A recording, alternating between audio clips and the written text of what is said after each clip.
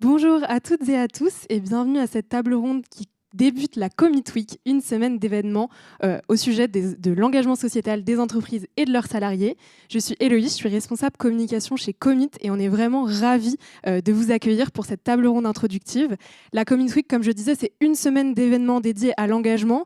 Donc on vous attend toute la semaine et notamment jeudi pour un grand événement en présentiel à Paris et bien sûr accessible aussi en ligne qui se clôturera avec un cocktail. Donc si vous n'êtes pas encore inscrit, que vous êtes disponible, on vous remet le lien pour vous inscrire à tous les événements de cette semaine.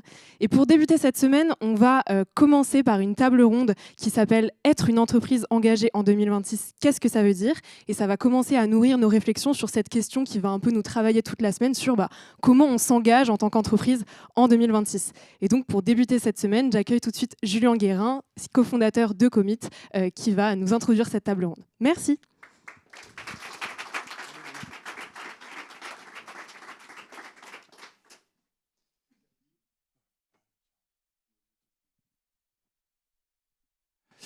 Bonjour à tous et à toutes. Merci à nos invités d'être là. Pour débuter cette Commit Week, on a voulu prendre le temps de poser un peu le cadre, de réfléchir ensemble à la notion même d'engagement. Qu'est-ce que ça veut dire d'être une entreprise engagée? Qu'est-ce que ça veut dire d'être une entreprise engagée en 2026? Et juste avant de vous présenter nos invités, pour poser un petit peu le cadre, je suis allé dans le Petit Larousse pour reprendre la définition du terme engagement. Le Petit Larousse nous dit que l'engagement, c'est l'acte par lequel on s'engage à accomplir quelque chose, jusqu'à la personne ne tombe de sa chaise. Mais en creusant un peu plus, j'ai trouvé une autre définition qui m'a beaucoup plu et qui va peut-être un peu nous éclairer pour les réflexions qu'on va partager maintenant. C'est une définition qui nous vient de philosophes existentialistes, donc on est fin 19e, début du 20e. Je l'ai vérifié sur Wikipédia, je ne le savais pas avant. Et qui nous dit « L'engagement, c'est l'acte par lequel l'individu assume les valeurs qu'il a choisies et donne, grâce à ce libre choix, un sens à son existence ». C'est une définition qui s'adresse aux individus, mais on va peut-être voir si elle peut peut-être s'élargir aux entreprises. Et pour ça, j'ai avec moi Mélissa Saint-Fort. Mélissa, tu es directrice RSE du groupe TF1. Bonjour.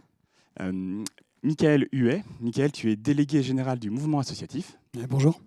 Et enfin, Alexis Krisev, associé fondateur du cabinet Hatch, spécialisé en stratégie RSE et cofondateur de l'association We Are Europe.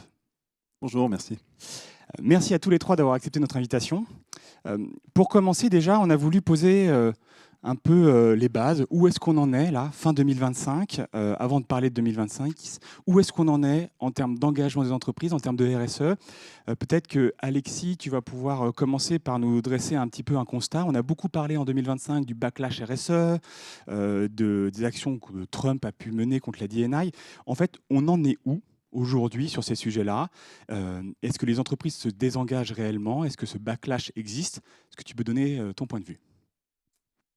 Oui, merci beaucoup. C'est dur de répondre à ces questions de manière très synthétique, mais c'est sûr qu'on vit une période un peu inédite. Moi, ça fait 16 ans que je fais de la RSE, que j'accompagne, et avant, je fais de l'entrepreneuriat social. Donc, je vis dans le monde de l'impact et de l'engagement depuis 16 ans, 20 ans même, et j'avais un peu l'impression d'un continuum. J'avais l'impression qu'on partait de loin, très loin même, toujours passionné par l'idée que l'entreprise va se transformer, mais que c'était un cap et une sorte et de manière peut-être un peu naïve, on avait une vision un peu linéaire. Donc c'est-à-dire qu'on disait oui, bon, les boîtes n'alignent pas encore complètement leurs actions avec ce qu'elles disent, mais quand même il y a une volonté. Et puis là, en tout cas, la conscience se généralise. Il y a de plus en plus de conscience des enjeux. Ça c'est vrai. Je veux dire, aujourd'hui, on a une conscience toutes et tous, notamment les plus jeunes générations, qu'il n'y avait pas il y a 20 ans. Bon.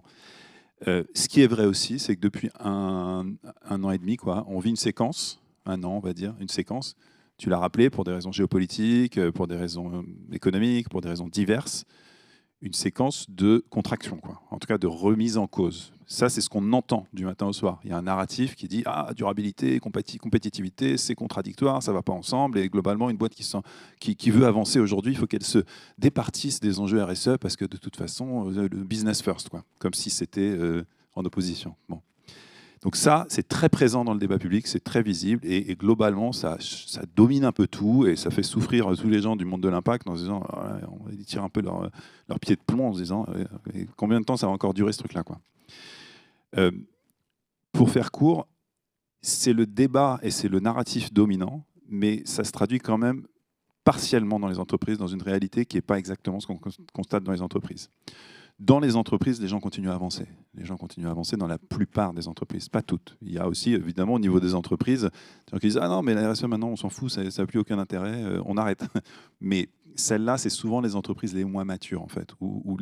Et donc, moi, ce que j'observe, et ce que je crains aussi, c'est en fait une scission qui est en train de se créer entre des entreprises qui, de toute façon, sont relativement matures, ont déjà des plans d'action à relativement long terme, qui restent, qui disent « Bon, on va peut-être en parler un peu moins, on va faire un peu ça, mais elles continuent à avancer. » Et d'autres, par contre, qui se sont un peu prises au piège, selon moi, de ce narratif dont j'ai parlé, qui fait qu'elles se disent « Ah bon, c'est bon, on peut arrêter, parce qu'on n'est plus obligé, parce qu'il y a un recul réglementaire », et qui risquent d'être piégées. Je pense qu'il y a un risque de décrochage, en fait, de ces entreprises-là que j'appelle les EMA, les entreprises les moins avancées, qui se retrouvent un peu dans une, à mon avis, potentiellement prise au piège. Et c'est ce que je trouve assez cynique en fait dans la position qu'on entend partout de la RSE, ça n'a plus aucun intérêt, parce qu'en fait c'est ceux qui sont les plus fragiles qui risquent de décrocher, quoi. Et ce décalage, tu l'observes à quelle échelle? Est-ce que c'est en France? Est-ce que c'est en Europe? Est-ce qu'il y a une différence entre peut-être la France, l'Europe ou le reste du monde? Et aussi, est-ce que c'est sur l'ensemble des thématiques, ou est-ce que peut-être que l'environnement est plus porteur que l'inclusion? Je ne sais pas. Il y a des nuances. Il y a des nuances au niveau européen. Je pourrais peut-être y revenir. On a mené une étude sur la CSRD avec l'association We Are Europe que j'ai cofondée, qui montre que globalement, la majorité des professionnels de tous les pays européens restent attachés à l'ambition de durabilité de l'Europe. Enfin, eux, ils ont conscience que la chance de l'Europe, enfin, que la durabilité, c'est plutôt une chance pour l'Europe qu'un handicap. La plupart des gens, quand même, quand on les interroge, ont cette conscience. À part, bien sûr, il y a des gens qui pensent le contraire, mais pour moi, ils sont minoritaires. Après, oui, il y a des nuances. En Europe de l'Est, il y a moins de conscience. En Europe du Nord, beaucoup plus. Bon, c'est une surprise, je pense, pour pas grand monde. Mais après, il y a quand même cette conscience, elle est majoritaire. La conscience de l'importance de la durabilité dans l'absolu pour le business, pour l'économie, et particulièrement pour l'Europe. Tu l'as rappelé en introduction, j'ai bien aimé ta définition de l'engagement. C'est une question de valeur quand même, cette affaire. Il faut peut-être que ce soit moins une question de morale, mais ça reste une question de valeur. C'est-à-dire que, et c'est vrai que le continent au monde où ces valeurs, où on a le plus avancé dans l'alignement de ces valeurs avec le business, c'est l'Europe. Voilà. Et juste pour répondre à la deuxième partie de ta question, oui, il y a des nuances sur les sujets. Voilà, même en ce moment, ce qui est en train de se passer en termes de remise en cause de la CSRD, du pacte vert, etc., il y a quand même un sujet qui reste, pour le coup, un peu incontestable, c'est le climat, la transition climat. Alors bon, là, manifestement, le Parlement européen veut même exonérer les entreprises de publier un plan de transition. C'est un peu une aberration, parce que ces sujets-là, c'est de la bonne gestion pour une entreprise. C'est se préparer au monde qui vient de manière incontestable. Mais quand même, le climat reste le sujet un peu au milieu de la table, l'éléphant au milieu de la pièce pour la quasiment totalité des entreprises. D'autres sujets sont un peu plus polémiques, mais par exemple sur les questions de diversité qui ont beaucoup fait l'actualité, parce que Trump a dit on n'a plus le droit de dire diversité, mais on n'a plus le droit de dire non plus femme, on n'a plus le droit de dire climat. Enfin voilà. Bref, pardon. En tout cas, sur ces questions de diversité, je pense que les entreprises, quand elles ont ça en elles et qu'elles croient à la diversité comme une valeur fondamentale, et je pense que beaucoup d'entreprises croient à ça, elles continuent à avancer. Peut-être que simplement, quand on va parler de c'est quoi l'engagement 2026, il y a peut-être un sujet de vocabulaire, de lexique. On va peut-être moins mettre sa politique D&I au milieu de la table comme un truc hyper important, mais en fait, elles continuent à avancer quand même. Merci pour ce constat. Mélissa, je me tourne vers toi. Au sein du groupe TF1, est-ce que tu partages le constat que dresse Alexis? Comment est-ce que ces enjeux de détricotage de la CSRD, de backlash RSE, environnemental, inclusion, ce qu'on veut, comment ça se matérialise? Et est-ce que toi, tu constates au quotidien ce désengagement, ou est-ce qu'il y a un horizon un peu plus positif?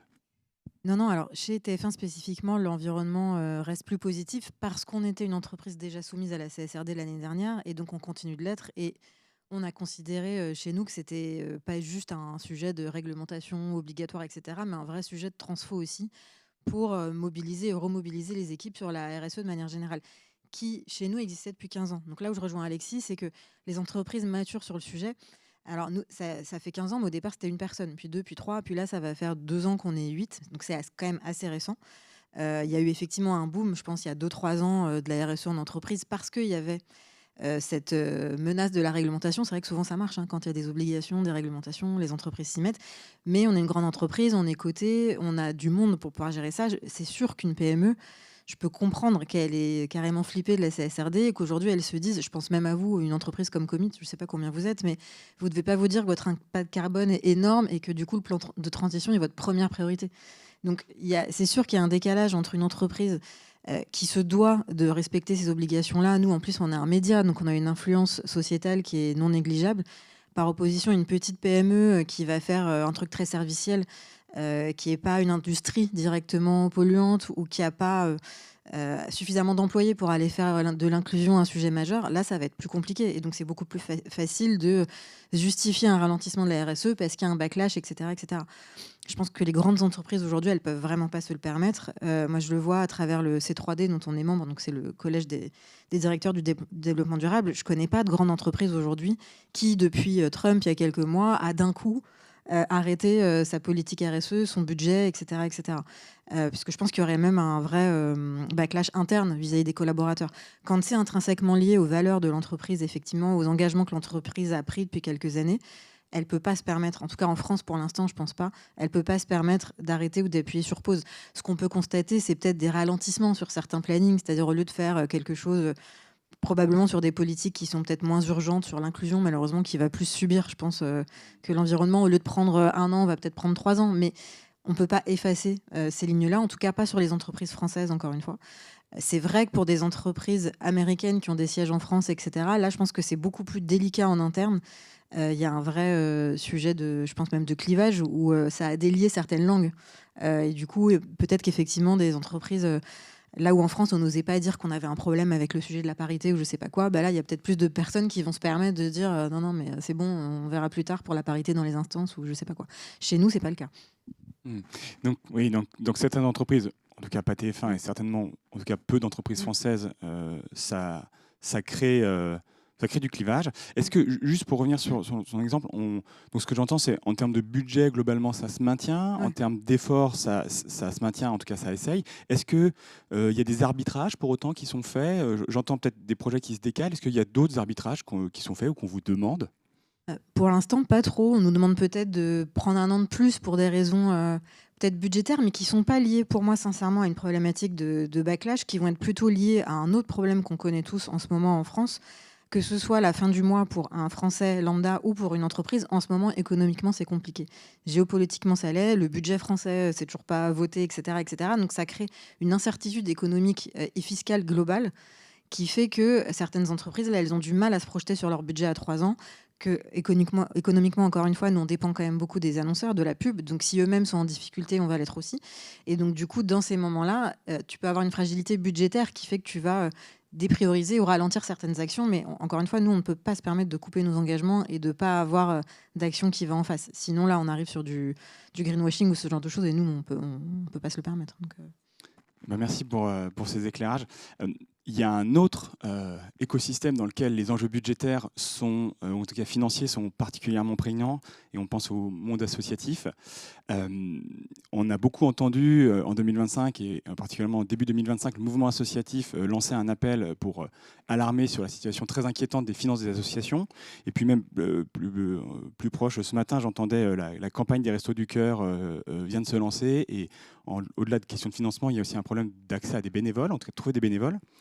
Michael, est-ce que déjà tu peux nous rappeler en une phrase ce qu'est le mouvement associatif, et puis nous donner un petit peu un panorama d'où on en est fin 2025 dans le monde associatif sur ces questions aussi bien financières que d'engagement?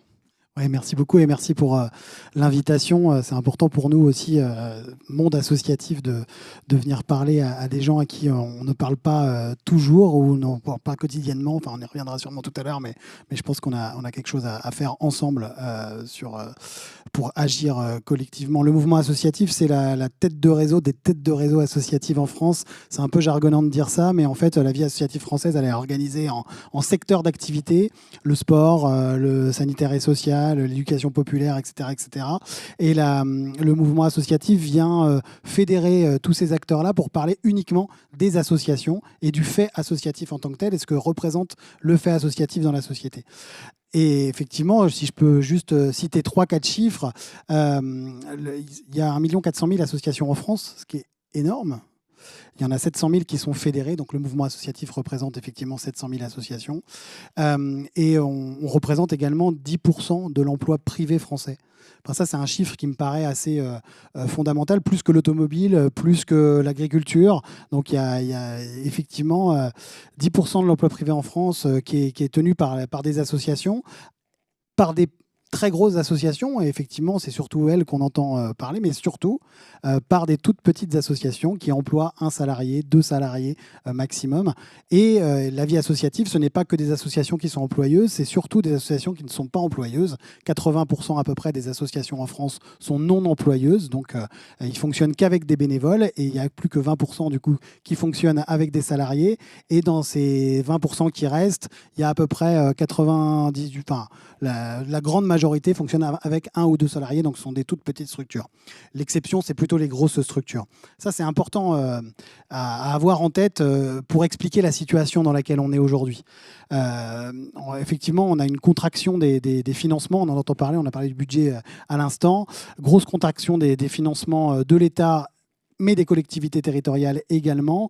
Et on est dans une situation complètement catastrophique pour la vie associative. Nous, on dit en interne, et c'est des éléments de langage qu'on va essayer d'utiliser de plus en plus, que la vie associative va vivre dans les prochaines semaines, est déjà en train de vivre le plus grand plan social de France.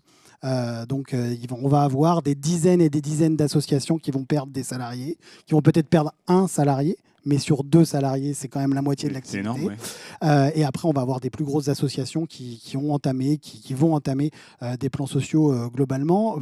Pourquoi ? Bien parce qu'effectivement, on a des subventions qui diminuent. Les subventions qui arrivent aux associations, ce n'est pas des financements pour faire plaisir aux assos. C'est parce que ces assos, ils ont une mission d'intérêt général, parce que ces assos, ils aident à faire tenir la société, et ils ont des financements, donc des subventions, parce qu'ils aident à faire tenir cette société.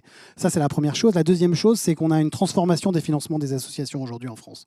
La vie associative qui était très financée par des subventions, justement, donc une collectivité territoriale ou l'État qui finance l'association pour son action, on transite vers des subventions plutôt par des appels à projets ou des appels d'offres même, donc la commande publique.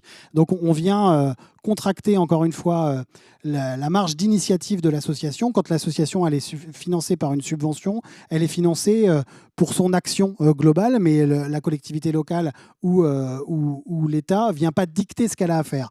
Quand on est financé par un marché public, c'est l'État ou la collectivité locale qui a dicté ce qu'on devait réaliser. Et de plus en plus, les associations sont financées par des marchés publics, ce qui veut dire qu'on vient restreindre l'initiative associative, on vient restreindre ce que les bénévoles ont à mettre en place comme activité et la marge de manœuvre des bénévoles. Et ça, c'est très en lien avec ta question et très en lien avec la question de l'engagement des gens. Les gens, ils s'engagent pour mettre en place une action. Ils ne s'engagent pas pour gérer une activité, répondre à un appel d'offres, répondre à des financements publics ou tout simplement licencier des gens. Ils s'engagent pour agir et pour se sentir utiles dans la société. Aujourd'hui, le problème, c'est que les bénévoles... Alors, il n'y a pas vraiment de crise du bénévolat, hein, contrairement à ce qui se dit énormément. Il y a de plus en plus de personnes qui s'engagent en France et il y a de plus en plus d'associations qui se créent en France. Plus de 75 000 associations nouvelles tous les ans. Le problème de l'engagement, il se pose sur ce qu'on appelle le bénévolat de gouvernance, les gens qui sont dans les conseils d'administration des associations. Ça, c'est un vrai problème, puisque les gens n'ont pas envie de s'embêter à effectivement créer des plans de licenciement où ils ont envie d'agir. Et donc, c'est ces gens-là qui nous posent problème. On n'arrive plus à trouver des bénévoles de gouvernance. Et en plus, on leur demande de plus en plus une grande technicisation de leur métier. Quand une association gère, je ne sais pas, un hôpital, il y a à peu près 15% des hôpitaux qui sont gérés par des structures associatives. Être président, secrétaire ou trésorier d'une association qui gère un hôpital, ça demande quand même beaucoup de technique. Et donc, on pousse les bénévoles à avoir de plus en plus de connaissances techniques, et donc on en trouve de moins en moins. Mais la chose positive, c'est que de plus en plus de bénévoles jeunes s'engagent dans les structures associatives. Donc les moins de 35 ans ont une augmentation de la part d'engagement bénévole. Et puis, par contre, effectivement, depuis le Covid, on a un petit peu de difficulté sur les bénévoles, on va dire, habituels, c'est-à-dire les personnes qui ont plus de 60 ans ou qui sont à la retraite. Et là, on leur a demandé pendant le Covid de ne pas sortir de chez eux. Il y en a un certain nombre qui ne sont pas sortis du tout de chez eux pour aller voir Ils ne reviennent pas, l'association. du coup, c'est ça? Et ils ne reviennent pas, ouais, exactement. Ok, eh ben merci pour ces éléments. Il y a un fil conducteur qui, je crois, ressort de ce qu'on se partage, c'est les sujets socio-environnementaux sont de plus en plus clivants. C'est-à-dire que les personnes qui vont être pour ou contre vont être de plus en plus vocales. Et puis là où c'était inacceptable de remettre en question des progrès récents, là, d'un seul coup, il y a un espace dans lequel cette parole peut même être légitimée. Le fait que ça soit de plus en plus polarisé, de plus en plus clivant, ça peut être un problème plus large. C'est que c'est des sujets sur lesquels on a besoin de continuer à travailler et à avancer. Et si, dès qu'on en parle, on rentre dans un débat ou dans des postures de principe, ben on n'arrive plus à travailler dessus. Mélissa, en préparant la table ronde, justement, on se disait, les entreprises, elles ont horreur des clivages. Elles ont peur des clivages, elles fuient comme la peste. Est-ce que tu peux un peu nous illustrer comment ça peut se manifester au sein d'une entreprise et puis comment on déclive, quoi? Qu'est-ce qu'on peut mettre en place pour quand même se parler de ces sujets-là et avancer dessus? Je vais commencer par. Alors je vais parler de nous en tant qu'entreprise en interne, parce qu'il y a aussi le sujet média, où là, les bien sûr. clivages, je pense que vous les voyez très bien entre certaines chaînes d'infos et d'autres. Mais déjà, nous, en interne, si je prends l'exemple basique de l'environnement, autour de vous, je pense qu'il y a plein de personnes qui vous disent encore la voiture électrique, gna gna gna, par rapport à la voiture thermique, à la fabrication, c'est plus carboné, etc. Donc ça, le débat, il peut durer 1 heure. Pareil sur l'avion, vous pouvez avoir des gens qui vont dire ah, ça va, je voyage 1 ou 2 fois par an, c'est beaucoup moins que tel PDG. Bon, voilà, ce genre d'exemple, je pense qu'on en a plein. La viande rouge, etc., etc. Oui, tout à fait. Nous, en entreprise, on le retrouve aussi, puisque quand on dirige une politique RSE en entreprise, on met en place ces actions-là. Donc, on électrifie toute la flotte de véhicules, on réduit la viande rouge à la cantine, on demande aux équipes de ne plus prendre l'avion, de prendre le train. Et ça, on le fait aussi sur nos productions de visuels. Nous, on est un producteur de contenu, donc on a appliqué, pour réduire, nous, notre trajectoire carbone, on doit réduire l'empreinte carbone de nos programmes, et donc ça passe par tout ça, le transport des artistes et des techniciens, la cantine des tournages, les groupes électrogènes qui sont utilisés, tout ça. Et donc, on a réussi à le mettre en place, mais c'est beaucoup de conduite du changement, c'est beaucoup de psychologie, c'est beaucoup de dialogue, parce que dès lors que vous touchez au sujet de la cantine, par exemple, pour des salariés ou pour des techniciens sur un plateau, mais vous pouvez passer 1 heure de débat juste pour ça. Donc, même ce petit détail-là peut être clivant et peut du coup provoquer potentiellement entre guillemets, des frictions sur des sujets qui, à l'échelle d'une entreprise qui fait 3 milliards de chiffre d'affaires, c'est limite, ça fait rigoler de débattre de la viande rouge ou de l'avion, voilà. Mais ce sont les leviers qu'on a, nous, pour réduire notre empreinte carbone et pour être exemplaires avant de pouvoir aussi parler de ça dans nos antennes. Parce que les sujets, évidemment, qu'on a dans nos JT qui traitent d'environnement, ils parlent de ça, d'énergie renouvelable, des voitures électriques, etc. Et donc, nos téléspectateurs aussi réagissent à ça, avec tous les clivages politiques qu'on connaît dans notre société aujourd'hui. Donc après, nous, on arrive à... ça fait partie de notre politique, de notre stratégie, donc on l'impose, parce qu'à partir du moment où on a le soutien de la direction et où ça fait partie de notre plan de transition, on l'applique. C'est juste que, encore une fois, c'est de la conduite du changement. Donc là, aujourd'hui, ça y est, c'est acquis. Il y a même des choses qu'on fait très facilement, sans aucun problème, il y a 3-4 ans. Oui, tous ces petits sujets-là, c'était beaucoup plus sujet à débat. Donc ça, c'est un exemple parmi d'autres. Après, sur le sujet de l'inclusion, la diversité et l'inclusion, on a franchement rarement eu de clivage interne. J'entends quand même peu de gens qui oseraient dire en entreprise oh là là, les femmes ou les handicapés ou je sais pas quoi. Franchement, ça serait très malvenu. Alors s'ils le pensent, voilà. Donc, par contre, effectivement, c'est peut-être le sujet sur lequel les équipes vont prendre un peu moins de temps pour s'impliquer. Je pense au bénévolat, par exemple. On a une plateforme de bénévolat avec vous, d'ailleurs. Mais on a un sujet de manque de temps des équipes. Donc, c'est pas forcément un sujet de clivage, c'est juste un sujet de priorisation par rapport au temps qu'ils ont dans un contexte économique, encore une fois, compliqué, où il y a une charge de travail un peu complexe, et où, du coup, des personnes engagées comme moi vont dire « bah quand même, t'abuses, t'as pas fait ta journée de bénévolat, etc. » Et d'autres qui vont nous dire « oui, mais là, en fait, j'ai une charge de travail, j'y arrive pas. » On ne va pas forcément avoir les mêmes priorités au même moment. Mais je considérerais que sur tout ce qui est diversité et inclusion, il y a quand même moins de clivage verbal assumé, quoi, franchement. En fait, ce qu'on ressent au sein de la société au sens large sur ces thématiques-là se transmet peut-être moins dans le cadre de l'entreprise, de ce que je comprends, et c'est plutôt des questions budgétaires ou de gestion du temps qui mettent de la pression sur le business du quotidien, entre guillemets, et qui donnent moins d'espace pour pouvoir avancer sur ça. Oui, hein, aussi, je résume à peu près ça. Ok. Côté association, Michael, ça se perçoit comment? Est-ce que ces clivages qu'on ressent dans la société touchent les associations? C'est quoi les conséquences pour les associations du fait que ces sujets soient plus difficiles à aborder pour les citoyens, les élus, les entreprises? La vie associative, elle a été créée pour ça, comme un contre-pouvoir. C'est un peu, enfin, c'est les origines de la loi 1901 en tant que telle. Comment la vie associative peut apporter à la société et comment elle peut se positionner comme un contre-pouvoir global. Et effectivement, ces moments en ce moment. Là, aujourd'hui, on est sur ce qu'on appelle des moments peut-être de contraction, de restriction de l'espace civique en France.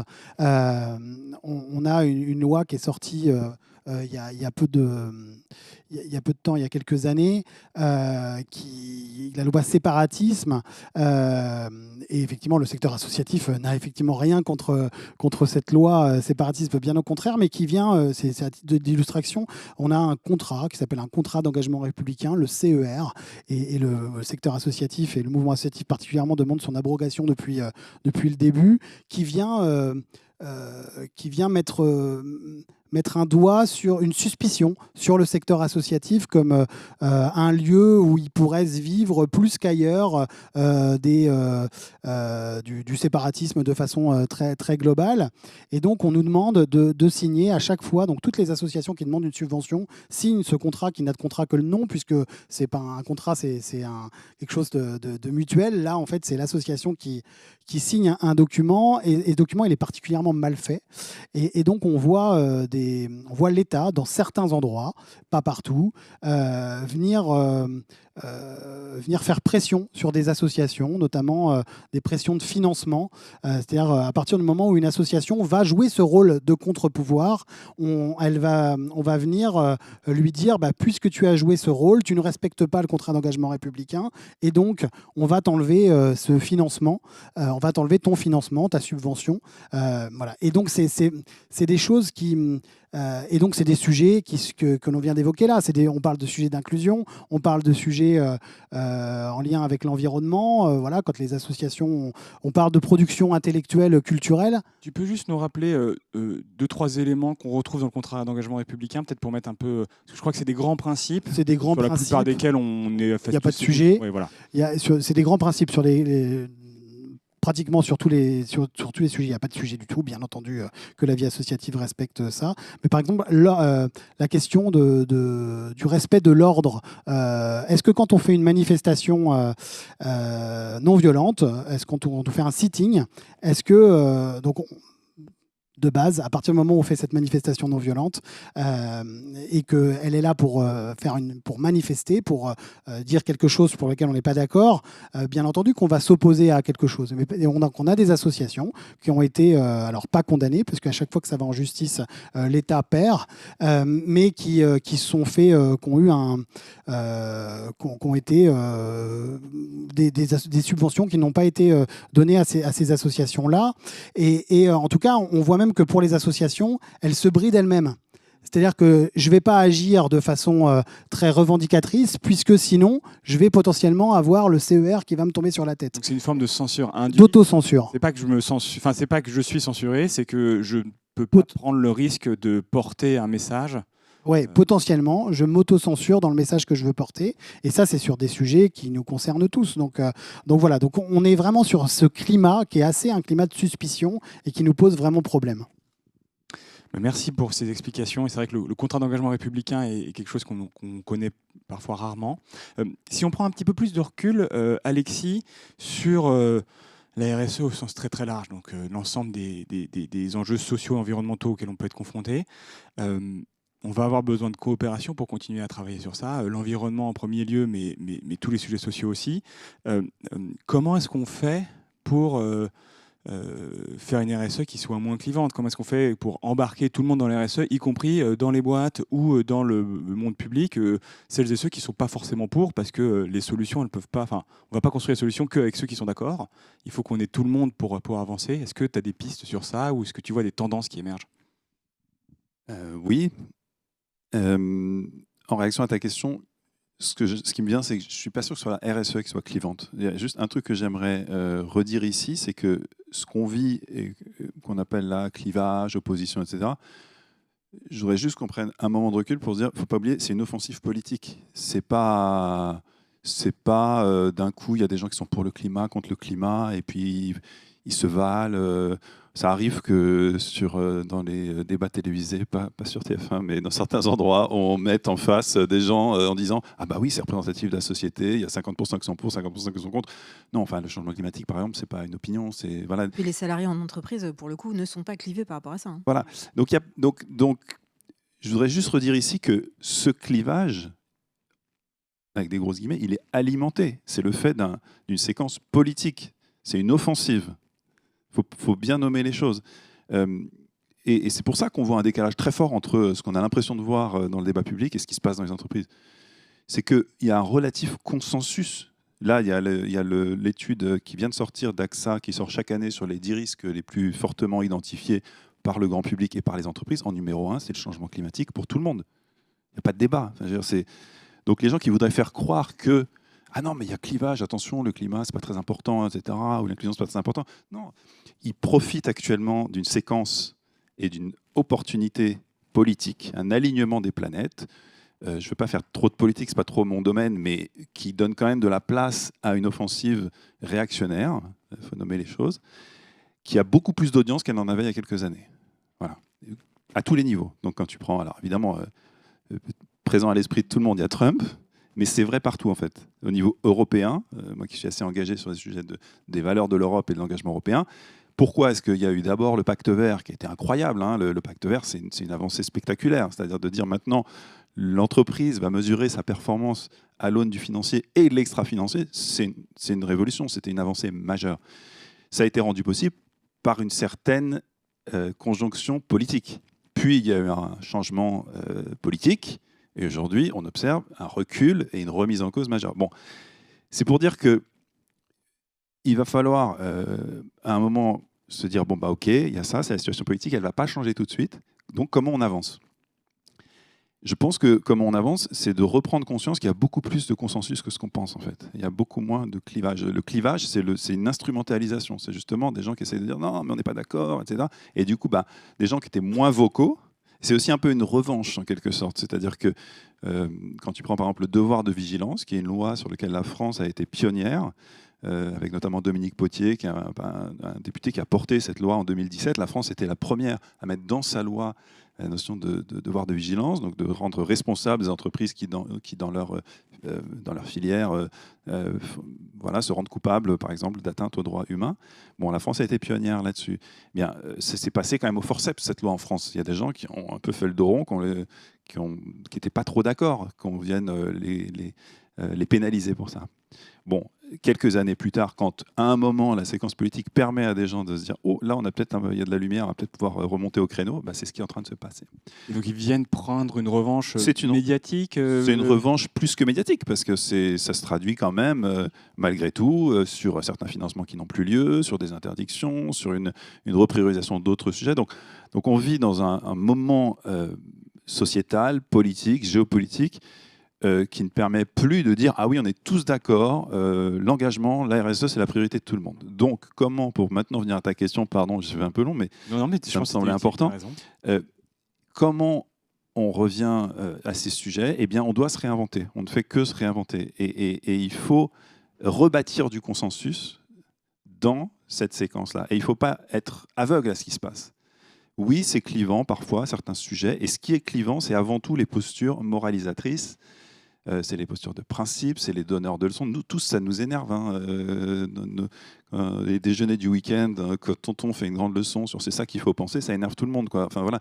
Donc, je pense que comment on rebâtit du consensus, c'est surtout d'essayer, entre guillemets, de dépassionner le débat, c'est-à-dire de ne pas avoir des postures qui sont des postures de principe, des postures moralisatrices, mais de revenir aux faits, de revenir à la réalité. Et heureusement ou malheureusement, l'urgence du changement climatique, de la crise énergétique, des problématiques de sourcing de matières premières, d'attraction des talents, les difficultés des entreprises liées à des sujets RSE, elles sont partout.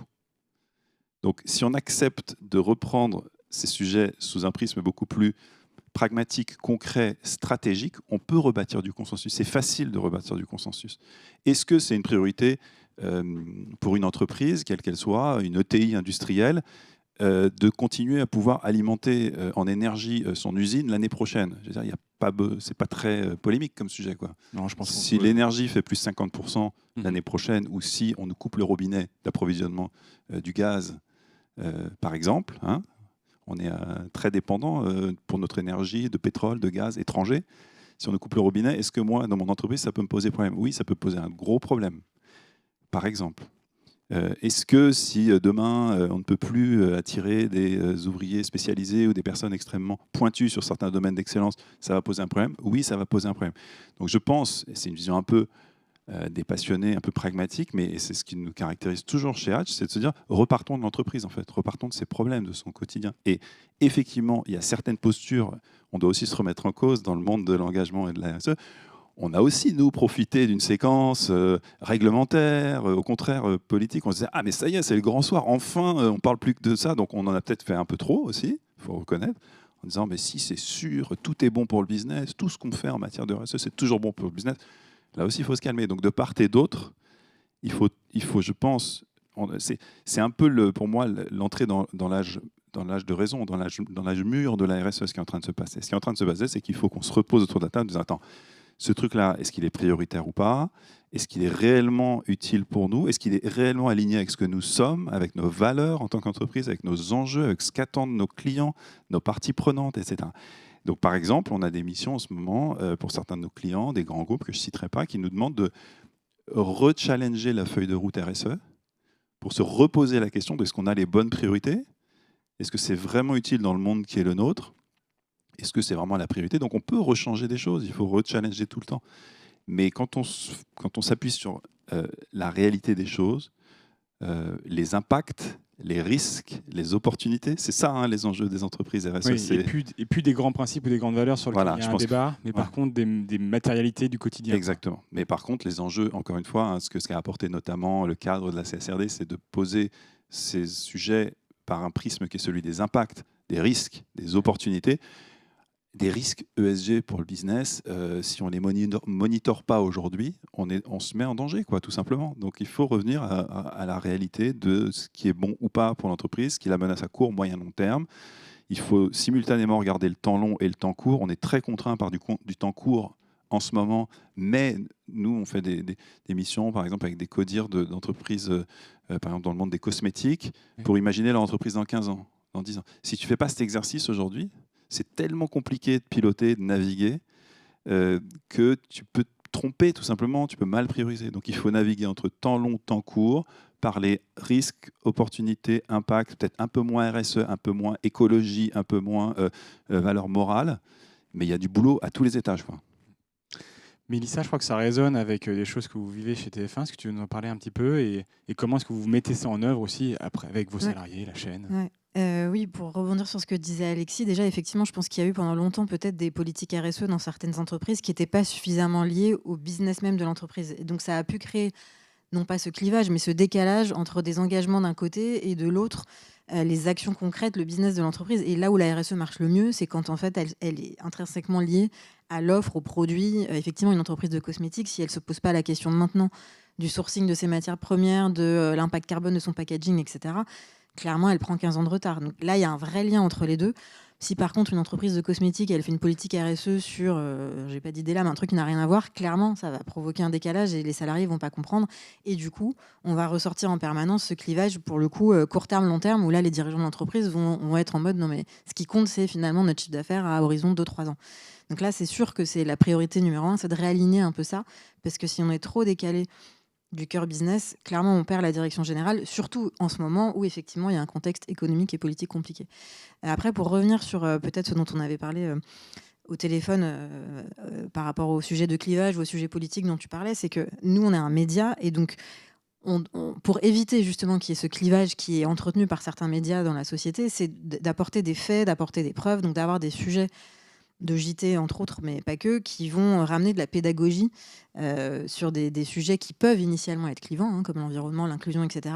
Et de donner les clés en fait aux téléspectateurs pour qu'ils puissent comprendre par lui-même et avoir tous les éléments chiffrés, factuels, sur dérèglement climatique notamment. Là, on a fait plein de sujets sur la COP30 et ça, c'est le meilleur moyen qu'on a, nous, de décliver entre guillemets et de montrer voilà les faits, de montrer potentiellement des solutions, parce que ce qui a été dur aussi, pour revenir sur le point moralisateur, c'est que en tant que média, on peut pas passer notre temps à faire la morale au grand public, à lui dire ça c'est interdit, ça c'est pas bien, ça c'est culpabilisant, ça c'est anxiogène, et derrière il se retrouve avec une tonne de médias qui lui disent que ça, et derrière il va zapper sur une chaîne d'infos peut-être moins positive, et du coup qui va encore plus entretenir malheureusement de la désinformation, notamment climatique. Si je prends un autre exemple récent que vous avez tous vu, Chine au BHV, voilà. Ça a effectivement provoqué entre guillemets beaucoup de débats entre certaines personnes. Moi, je trouve ça génial qu'il y ait eu ce cas-là, parce qu'en fait, il y a eu tellement de sujets dans tous les médias pour parler des méfaits de Chine que du coup, au moins, ça a permis de mettre le doigt sur l'intérêt du pacte vert et de ce genre de sujet-là. Parce que là, on était vraiment dans un cas concret. Donc ça a permis, je trouve, de faire de la pédagogie dessus.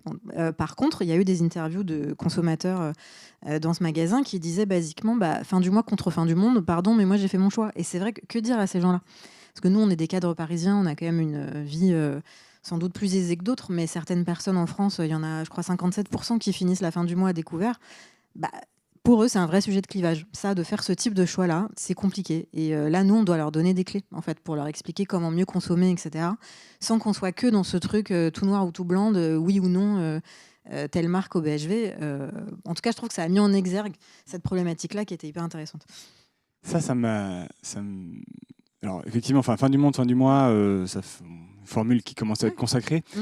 Il y a quand même un sujet, c'est que derrière ça, il y a des enjeux sociaux, de partage des richesses, etc. Et ce que tu disais, Alexis, c'est justement, en fait, il y a plus de consensus qu'on croit, et il y a peut-être même plus de consensus que ce qu'on croit entre les valeurs que veulent porter les entreprises et les propositions ou les valeurs que cherche à porter le monde associatif, en tout cas certaines de ces structures. Est-ce que, Michael, tu as des pistes, justement, si on veut chercher à s'allier entre entreprises et associations autour de ces éléments, qui soient socio-environnementaux, sur lesquels on arrive à être d'accord, comment on peut, dans ce contexte-là, renforcer des liens entreprises-associations, justement autour de quelques sujets qui sont politiques mais pas partisans. Comment on peut travailler ensemble ?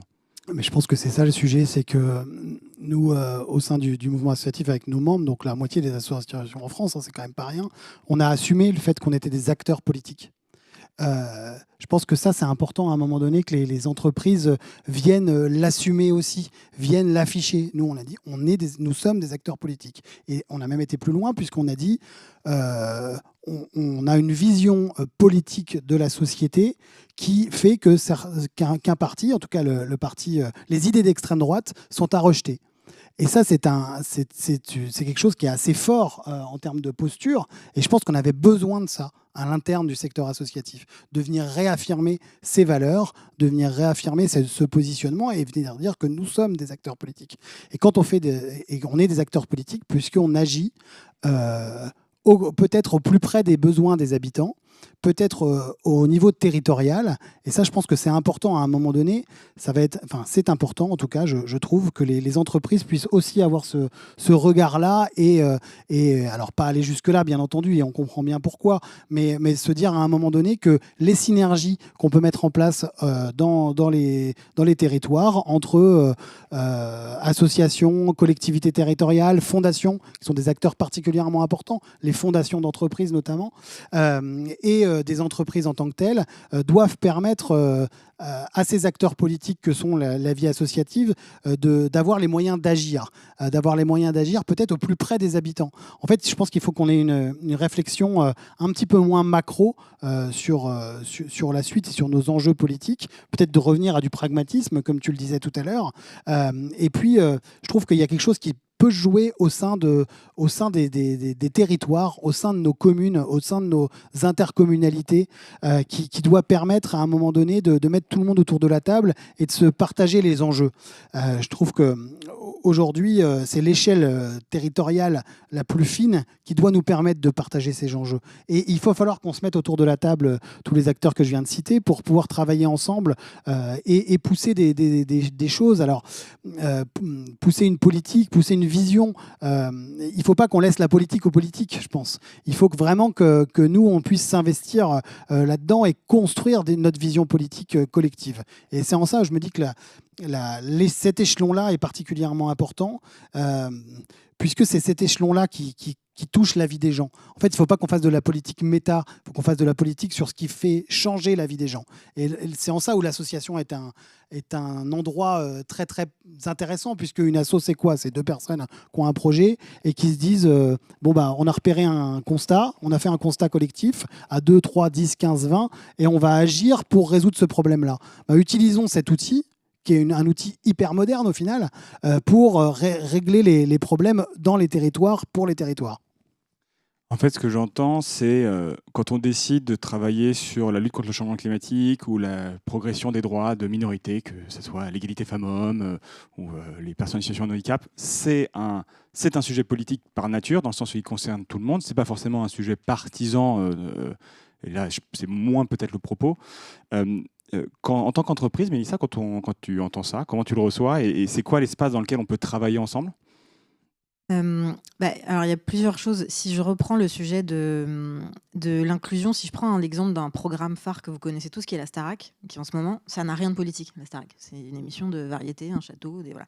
Mais ça devient politique sur les réseaux, qu'on le veuille ou non, depuis 2-3 ans, malheureusement pour les candidats. En fait, nous, on fait tout pour avoir un casting qui reflète la société telle qu'elle est aujourd'hui, et les jeunes de 18-25 ans, ils sont ce que vous voyez dans ce château. Toutes les origines, toutes les orientations sexuelles, il y a de tout. Toutes les professions, toutes les régions, toutes les histoires familiales possibles, etc. etc. Qu'on le veuille ou non, en fait, sur les réseaux, malheureusement, il y a des gens qui vont s'approprier ce sujet et en faire un débat politique. Voilà. Donc ça, c'est compliqué, ça ne nous fait pas forcément plaisir. Et sur le sujet plus associatif, nous, je le disais tout à l'heure à Mickaël, en fait, on aide les assos, par exemple, en diffusant de la pub offerte. On va évidemment faire en sorte qu'elle soit relayée dans les JT, dans la matinale, etc. Par contre, malheureusement, j'ai pas la clé pour résoudre le problème à la fois politique et budgétaire qu'ils sont en train de vivre. Donc on peut faire encore plus de sujets pour pousser le fait que les Français fassent notamment des dons, c'est ce qu'on sait faire de mieux, mais ça, je pense que c'est pas suffisant par rapport aux coupes budgétaires. Je vais juste rappeler effectivement ce que représente effectivement dans le budget des assos la question de la philanthropie, qui est particulièrement importante et particulièrement important pour certaines associations, mais effectivement ça ne représente que 5% du budget de la vie associative en France. Donc Donc effectivement, on a sûrement des marges de progression. Voilà, ça j'en suis à peu près certain. Parce que si on compare aux autres pays européens, on est effectivement sur plutôt le bas niveau. Donc on a des enjeux de progression, mais effectivement, on ne viendra jamais, et il ne faut surtout pas qu'on remplace le financement de l'État ou des collectivités territoriales par le financement de la philanthropie, par exemple. Ce n'est pas du tout le sujet. Le sujet, c'est que ce soit des financements complémentaires. Et effectivement, aujourd'hui, il faut qu'on joue sur cette complémentarité globale. Mais ce sujet du financement, qui est au cœur de notre problématique aujourd'hui, il doit aussi s'inscrire dans cette il faut qu'il y ait beaucoup d'acteurs qui se retrouvent, et il faut que ce soit porté par énormément d'acteurs. Donc effectivement, les acteurs philanthropiques, les entreprises, les salariés en tant que tels, les salariés associatifs à un moment donné. C'est vrai qu'eux se mobilisent aussi pour la survie de leur secteur, et les collectivités territoriales, bien entendu. Je pense qu'avec tout ça autour de la table, on doit pouvoir avancer. Ce qu'il faut surtout, on s'en était parlé, je crois, c'est que malheureusement, je pense qu'effectivement, là, vu le contexte, il y a certaines entreprises qui vont réduire leur budget de mécénat. Enfin, je pense que vous le subissez déjà.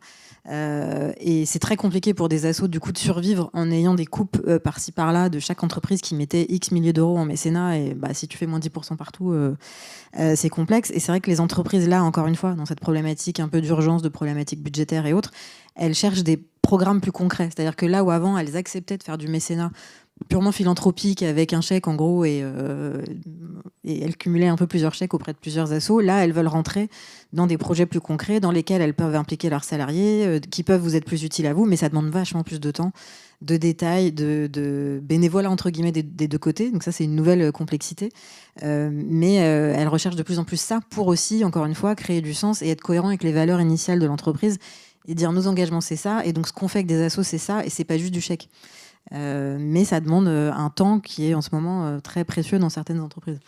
Et ça demande peut-être aux associations aussi d'aller renouveler aussi leur programme d'action. Enfin, et donc, ça demande de l'investissement. Vous aussi, du temps et des ça demande bénévoles. du temps, et ça demande du temps salarié. Et du coup, les assos rentrent dans un vrai cercle complètement vicieux. C'est-à-dire qu'on va demander des financements à d'autres acteurs et ces acteurs nous demandent de produire plus ou de produire différemment. Donc, on réinstalle de l'ingénierie qui nous recoûte plus cher, etc. Et c'est là où, à un moment donné, on dit stop. On dit ça ne tient plus. C'était l'objet de notre mobilisation du 11 octobre. Et on dit, il faut qu'on recrée quelque chose d'autre. Il faut reposer ce sujet-là complètement au sein de la nation et se dire, il faut qu'on crée une autre modalité. On a pensé le modèle de financement du syndicalisme. Il est réfléchi. Il est peut-être perfectible, mais il est réfléchi. On a pensé le modèle de financement des partis politiques.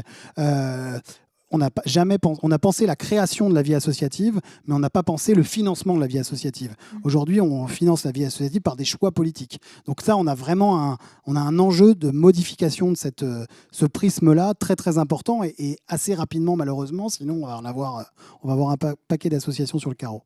Et sur le lien entreprise-association, il va falloir qu'on trouve la ligne de crête où à la fois, en tant qu'entreprise, on s'associe avec des associations parce qu'on va exprimer des valeurs avec lesquelles on est d'accord sur les sujets qu'on exprimait, sans non plus rentrer dans un carnet de commandes en fléchant trop les financements et retomber dans cette logique presque d'appel d'offres que tu mentionnais, parce que sinon, on ne regarde pas toute la big picture.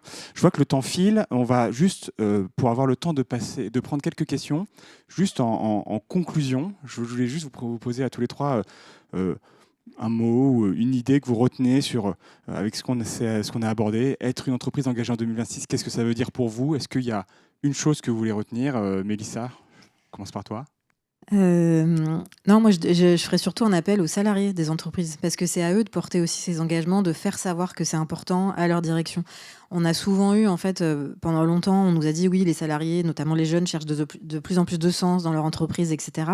La réalité dans certains sondages, c'est qu'en fait, très souvent, une fois qu'ils sont en entreprise, ils sont pareil, ils sont pris un peu dans le speed du métier. Ils n'ont pas de temps à accorder, ne serait-ce qu'une demi-journée par-ci par-là de bénévolat. Ils n'ont pas forcément de temps à accorder à des sujets RSE. Et donc, on nous dit sur le papier, ils veulent du sens, mais en fait, dans la réalité, ils sont dans leur run quotidien. Et finalement, ce qui compte, c'est les missions de leur poste, que je comprends aussi, hein, leur mission, leur salaire, etc., etc. Donc je pense que ça passe aussi par eux. C'est-à-dire qu'on met beaucoup de pression sur les entreprises, la direction générale, les réglementations, très bien, on fait le job, mais à un moment donné, il faut aussi que tout le monde joue le jeu et que tous les salariés s'approprient ces engagements et le fassent savoir. En fait, ils ont une voix aussi pour ça. Donc appel aux salariés, n'hésitez pas à porter vos valeurs. Ouais. Michael, être engagé en 2026. Peut-être la question du travail collectif, du partenariat, de la synergie. Je pense qu'on a un vrai enjeu dès maintenant, dès aujourd'hui, de travailler beaucoup plus ensemble entre les différentes parties prenantes et de se mettre des objectifs communs, je pense. Merci. Alexis, tu as la lourde tâche de conclure. Wow. Ouais, désolé. Je vais faire le mec qui remet en cause le titre de la conférence, mais je me demande si le sujet du moment, c'est tellement de s'afficher comme une entreprise engagée en réalité. Et je pense qu'être une entreprise engagée aujourd'hui, avant tout, c'est une entreprise qui agit. Donc je pense que ça va être l'action qui va être déterminante plus que l'engagement. Je pense qu'on sort d'une séquence assez longue où il y a eu beaucoup de prises de position très spectaculaires de grands patrons qui disaient on va être SBTI, donc on va réduire de 50%, 60%, 70%, 80% notre empreinte carbone dans les 5 ans, sans savoir si c'était possible ou non. Donc je pense que justement, si on veut sortir par le haut de ce problème de clivage que tu as évoqué, il faut agir là, en fait, parce que toutes les entreprises ont besoin d'agir.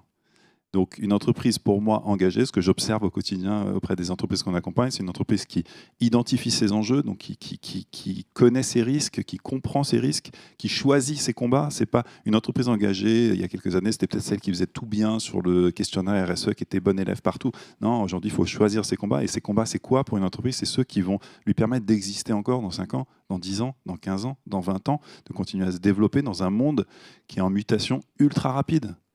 Dans tous les domaines. Je regardais ce week-end des projections. La vitesse de vieillissement de la population mondiale, par exemple, c'est inédit. Donc, le monde se transforme à grande vitesse. Une entreprise engagée, ce n'est pas forcément une entreprise qui a des grands principes affichés en 4x3, des pubs avec, au début des années 2000, tu sais, c'était les campagnes publicitaires de véhicules. Je me souviens de pubs où tu avais des voitures avec des fleurs qui sortaient des pots d'échappement parce qu'il y avait 99 grammes de CO2 au kilomètre. Je pense que peut-être si on doit en tirer quelque chose de positif de ce qui est en train de se passer, c'est un appel à tout le monde à revenir à du concret, du pragmatisme, et les enjeux sont tellement présents aujourd'hui partout d'un point de vue social, environnemental, de gouvernance dans les entreprises, qu'une entreprise engagée, c'est juste une entreprise qui agit sur ces sujets sans en faire des caisses, mais qui avance, parce que si elle ne le fait pas, ce qui est sûr, c'est que l'entreprise en question qui ne s'engage pas sur ces sujets-là, elle est morte dans quelques années, ça c'est sûr. Eh bien, merci beaucoup. On va maintenant prendre quelques questions. Et il y a une question qui en fait s'adresse peut-être à une des parties prenantes qu'on a peu abordées lors de cette discussion, parce qu'on a parlé des associations, des entreprises, des salariés, des citoyens quelque part. Mais là, c'est plutôt pour les politiques au sens hommes et femmes politiques, élus, qui ont des mandats ou exercent des fonctions. Et la question, c'est quelles seraient les mesures, en plus, alors on est dans le timing avec toutes les discussions budgétaires en cours. Quelles seraient les mesures qu'il faudrait porter en 2026 auprès justement du pouvoir politique sur l'engagement sociétal pour nous aider à progresser sur ça, autant que ce soit autant pour les associations et les entreprises. Je vous vois réfléchir. Je suis d'accord que la question est difficile à aborder, mais Michael? Oui, j'en ai une parce que du coup, c'est exactement notre plaidoyer. C'est stop, pas d'argent en moins pour le secteur associatif qui est coupé de toutes parts, que ce soit de tout secteur d'activité, de toutes parts. Un exemple très très bête, mais alors peut-être que c'est en train de revenir, mais tout l'IAE, l'insertion par l'activité économique, est complètement complètement massacrée par la première version du budget, du PLF. La question de l'expression, on parlait de médias, les radios associatives ont un fonds qui est réduit pratiquement à zéro dans le cadre de la première version de ce PLF, et on peut citer tous les secteurs d'activité du champ associatif comme ça. Donc voilà, une prise en compte de l'existence de ces structures, c'est la première chose, de la pérennité de ces structures qui seront complètement remis en cause là-dessus, et peut-être une chose un peu décalée, mais également sur le PLF. Il y a une double conséquence pour les associations. L'État baisse son budget en direction des assos, et l'État baisse le budget en direction des collectivités qui lui-même financent les assos. Donc, et ça, c'est le deuxième coup derrière la tête qui devrait bien nous assommer. Donc, il faut qu'on soit très vigilant aussi là-dessus, de redonner les moyens aux collectivités d'agir, puisque, comme je disais tout à l'heure, je pense que c'est au niveau local que ça se joue. Non, mais je complète. Je pense qu'effectivement, la première urgence pour moi, elle est là. On a évidemment un sujet de budget sur la transition écologique qui, j'espère, ne sera pas coupé de 10 milliards. Mais de l'autre, c'est vrai que les assos, j'en connais pas une qui fait quelque chose de pas utile pour la société. Donc, a priori, c'est vrai que ça serait très, très dommage qu'elles perdent et en salariés et en financement du gouvernement, des collectivités, de nous, les entreprises, etc. Parce qu'elles font un travail colossal sur le terrain qu'on n'est pas capable, nous, de faire, entreprises et politiques. Donc, elles sont là pour quelque chose. Et c'est vrai que là, s'il y a un gros trou dans la raquette, je vois pas bien comment on va le combler. Donc, pour moi, ça serait un peu la prio. Si je peux compléter avec 2 chiffres. 30 secondes. 30 secondes, promis. On a fait une enquête, c'est 90 000 emplois qui sont en jeu dans le prochain trimestre. 90 000 postes. Donc c'est vraiment... on flippe, quoi, vraiment. À nouveau, le plus grand PSE de France. Alexis, il y a une question en ouverture, je pense, à laquelle tu pourras peut-être répondre. C'est au niveau européen. En fait, les enjeux de backlash écologique, et même plus largement, backlash social, là, on en a parlé au niveau français. Comment ça se passe au niveau européen? Comment on agit au niveau européen? Je sais que tu as cofondé We Are Europe. Est-ce qu'il y a une ouverture sur ça? En tout cas, on est très vigilants et on fait ce qu'on peut. Ces derniers mois, depuis effectivement février-mars dernier, où on a créé l'association We Are Europe, on essaye d'agir sur 3 piliers. Faire entendre la voix, ce que pensent vraiment les professionnels, les entreprises, parce qu'on se rend compte qu'elles sont favorables en Europe à la durabilité. J'en ai parlé, on fait des études pour ça. Des outils, on crée des référentiels, des outils pour aider les entreprises à continuer à avancer. Et puis du plaidoyer, rendre visible, amplifier la voix des entreprises. Malheureusement, on est en train de vivre une séquence au niveau européen, comme c'est vrai dans beaucoup d'États, y compris en France, où malheureusement j'ai peu d'espoir à court terme pour qu'il y ait un cadre réglementaire qui vienne vraiment encourager l'action et favoriser ceux qui s'engagent et moins ceux qui s'engagent moins. Donc en fait, on vit un déséquilibre, une injustice que par exemple Julia Ford de Loom décrit très bien, qui est que ceux qui s'engagent, qui décident comme des associations ou des entreprises sociales ou des entreprises banales de prendre à leur compte les coûts de la société, souvent, non seulement elles prennent ces coûts à leur charge, mais en plus, elles payent, c'est un peu la double peine, parce que souvent les règles du jeu sont plus dures pour elles.